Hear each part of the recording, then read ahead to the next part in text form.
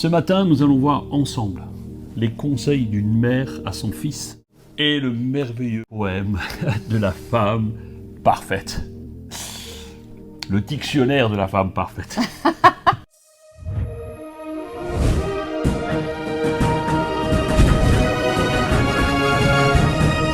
Salut à tous. Bonjour à vous tous. Nous sommes extrêmement heureux d'être avec vous encore aujourd'hui pour ce jour. 31. Ce défi 31 où nous Défi sommes arrivés au 31. bout. Waouh, Amen. waouh, waouh. Alléluia. Aujourd'hui encore de développer ce dernier chapitre des Proverbes. Alors on y va, on va sans tarder commencer la lecture. Vous avez vos Bibles? Oui, Vos crayons? Vos cahiers? oui. Allez, c'est parti. Alors, Proverbe 31. C'est les paroles du roi Lemuel, des maximes que sa mère lui a enseignées. Où il est dit: que dirais-je, mon fils? Que te conseillerais-je, ô mon fils bien-aimé? Que te dirais-je, fils, appelé de mes voeux? Ne gaspille pas tes forces avec les femmes. Ne te laisse pas mener par celles qui perdent les rois. Il ne convient pas au roi, Lemuel, non, il ne convient pas au roi de boire du vin, ni à ceux qui gouvernent d'aimer les boissons enivrantes. Car après avoir bu, ils pourraient oublier les lois et léser les droits des victimes de la misère. Que l'on donne plutôt les boissons enivrantes à celui qui va périr, et du vin à qui a le cœur malheureux. Qu'il boive et qu'il oublie sa misère, qu'il ne se souvienne plus de son tourment.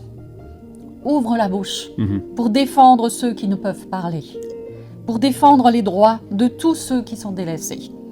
Oui, parle pour prononcer des justes verdicts, défends les droits des malheureux et des pauvres. Alors nous voyons ici une maman qui se permet de donner des conseils à son fils qui est le roi. La reine mère, Et donc c'est en fait la reine c'est mère. la reine mère. Et donc qui est Lemuel? Lemuel, semblerait-il, n'est pas un roi connu en Israël, donc il semblerait que ce soit un roi ismaélite, Oui, comme nous avons vu hier pour Agour. Et ce roi, en fait, est très reconnaissant à sa mère, parce qu'elle lui donne des conseils. Et en fait, les reines mères avaient un pouvoir, oui. une influence. Une bonne influence. Bonne oui. influence. Enfin, une influence. Une influence sur Ici, leurs bonne. leurs Ici. enfants, sur leurs fils. Ici, c'est une bonne Voilà. influence. Peut-être que Lemuel, pour lui, il ne l'a pas forcément pris pour, pour bonne, parce que finalement, elle le met quand même en garde sur plusieurs sujets, et notamment Les femmes. les femmes, comme toujours. Donc nous voyons qu'en fait, Lemuel était un roi, et comme à cette époque-là, les rois possédaient, avaient des harems à leur service. Oui, exact. Donc ils avaient, pour Salomon, il paraît qu'il en avait 700, donc il avait de quoi s'occuper, les longues soirées d'hiver. Et là, on comprend pourquoi il est dit: ne gaspille pas tes forces avec les femmes. Voilà, c'est ça, donc elle ne lui dit pas que c'est mal, mais elle lui dit fais attention, ne te laisse pas séduire, ne te laisse pas envahir par juste ces plaisirs charnels qui risqueraient de t'écarter de le dévier de ses responsabilités. De le dévier de ses responsabilités. Donc trop de femmes, ce n'est pas bon, une seule épouse, ça me suffit, et ça doit vous suffire, comme à vous mesdames, un seul mari Oui, tout à fait. doit aussi vous suffire. Oui. Et elle le met en garde aussi contre les boissons enivrantes, contre le vin. Et elle dit même que la dépendance du vin, le trop d'alcool pourrait même dévier le roi lui-même des lois que lui-même a mis en place. Ça montre... En clair, ça ruine la vie. Les conseils qu'elle lui donne ici pour l'abus sexuel, pour l'abus de l'alcool, en fait, c'est contre les abus. C'est de ça qu'il s'agit. Et en fait,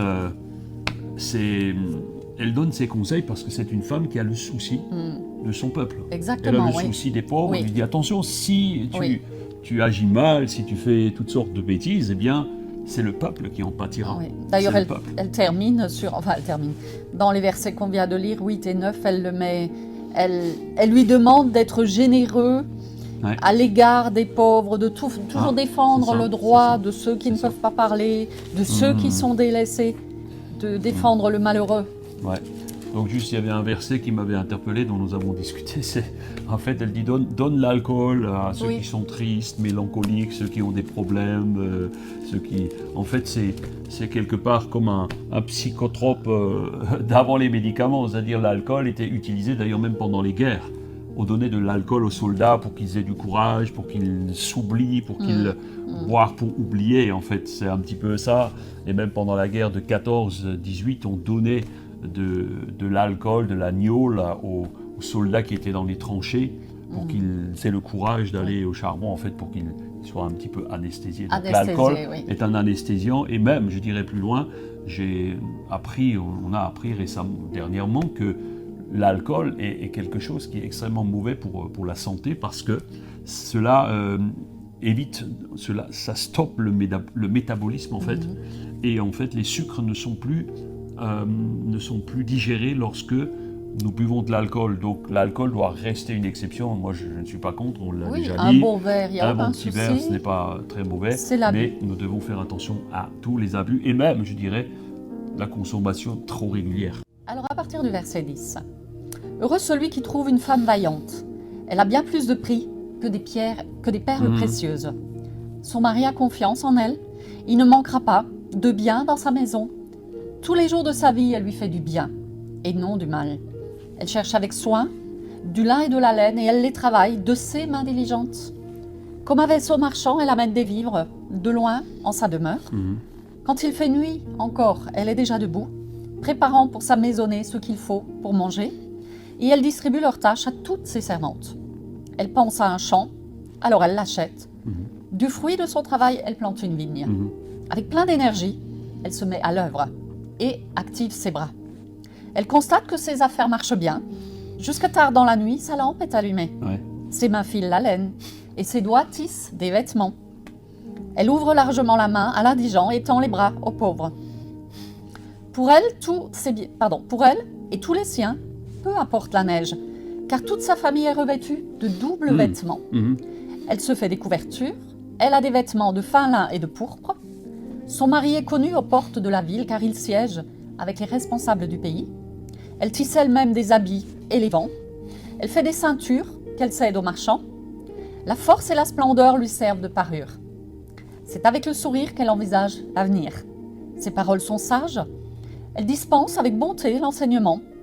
Elle veille à la bonne marche de sa maison et ne se nourrit pas du pain de la paresse. Ses enfants, dès le lever, la disent bien heureuse. Et son mari aussi fait son éloge. Il y a bien des filles qui montrent leur valeur, mais toi, tu les surpasses toutes. La grâce est décevante et la beauté fugace. La femme qui révère l'Éternel est digne de louange. Donnez-lui donc le fruit de son travail. Qu'on dise ses louanges aux portes de la ville pour tout ce qu'elle fait. Beau poème. Il y a des femmes qui sont parfaites, extraordinaires, mais toi, tu les surpasses tous. Ce n'est pas mon cas, chérie, je ne suis pas parfaite. Si, allez, le Seigneur dit que celui qui révère l'Éternel vaut mieux que toutes les autres qualités. Donc une femme qui révère l'Éternel, c'est une femme extraordinaire. Donc ici, dans ma Bible, j'ai un titre qui dit le poème de la femme courageuse ou vaillante, selon les versions. Et nous voyons, en fait, le livre des Proverbes commence par le chapitre 1er en faisant l'éloge de la femme. Et il se termine par cela. Donc en fait, cette femme est une vraie femme d'affaires. Alors, totalement, oui. On voudrait tout de suite vous rassurer, et j'ai rassuré la mienne. N'idéalisez pas cela, parce que... Ne l'idéalisez pas, ne vous sentez pas écrasé. Voilà, ne vous dites pas, moi j'arriverai jamais à ce niveau-là, parce que sinon vous allez fermer votre Bible et vous allez partir en pleurant. Non, ce sont simplement des éloges qui sont faits, et peut-être cette femme pourrait peut-être représenter ce que représenterait toute la gente féminine à quelque part, ou d'une manière ou d'une autre. Chacune a des compétences, des capacités, des valeurs. Tout à fait. D'ailleurs, nous pouvons souligner pas mal de choses dans ce passage. C'est une femme courageuse qui travaille de ses propres mains, qui prend soin des autres. Moi, j'ai noté, c'est une femme d'affaires. C'est une femme d'affaires. Mais une femme généreuse. Oui. C'est tout ce qu'elle fait. Elle fait des affaires, Elle fait des mais affaires. avec générosité, c'est pour les autres. Hmm. Elle ne fait pas des affaires pour elle-même. Moi, ce que j'ai beaucoup aimé dans ce passage, c'est qu'elle prend bien soin de sa famille. Oui. Elle fait du bien à sa famille, elle fait du bien à son mari, elle ne lui fait pas de mal. Elle travaille elle-même de ses propres mains. Il nous C'est est ça dit qui est- qu'elle a des servantes et dès le matin, elle dispense les tâches à chacune de ses servantes, mais elle travaille elle-même également. Jusque tard dans la nuit. Jusque tard dans la nuit et tôt le matin. Ce n'est pas une chef qui dit bah toi fais ci, toi Exact, fais ça. Non, oui, elle oui. fait Elle et participe.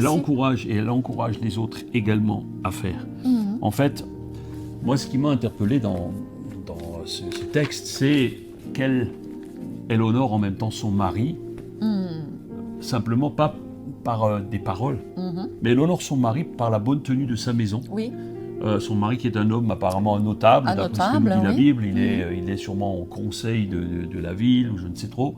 Et en fait, elle honore son mari à travers son attitude, à travers une maison bien tenue.